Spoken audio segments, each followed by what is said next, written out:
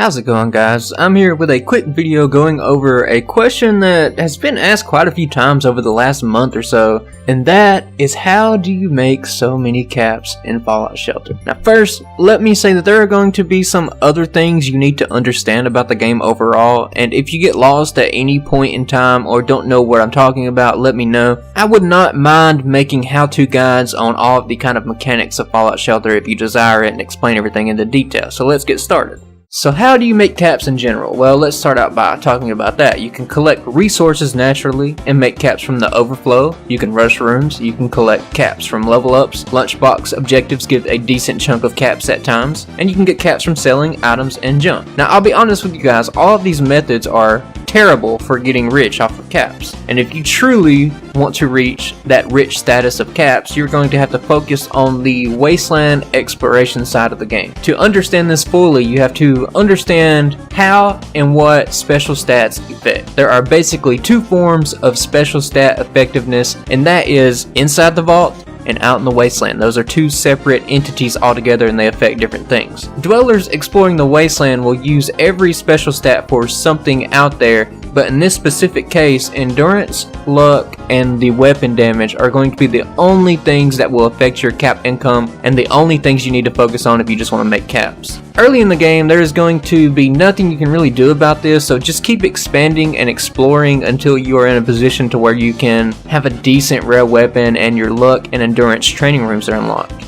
I'm not going to go completely over endurance, and if you want me to, let me know. Like I said earlier, I can do a video on that. But I am going to say that endurance is the undisputed king of special stats in this game in every single situation, inside the vault, outside the vault, does not matter. If you want caps, you want to make sure you have a level 1 dweller trained up to 10 endurance before they explore, and equip them with at least a +3 wasteland gear piece. The way endurance works in this game is that it calculates your total endurance upon leveling up only, and will give you the most HP you can get. Now, just for a real quick example, like a level 50 that has 1 endurance, and then you train them up to 10 endurance, it does nothing. It's a wasted stat. So if you want to get the most out of endurance, train them up early, guys. Second is to train up luck. Luck's one and only purpose out in the wasteland is to increase the number of caps you make, and it literally does nothing else. This is absolutely necessary to make the most caps you can out there. So now you have your 10 endurance and 10 luck dwellers with their endurance gear ready to explore,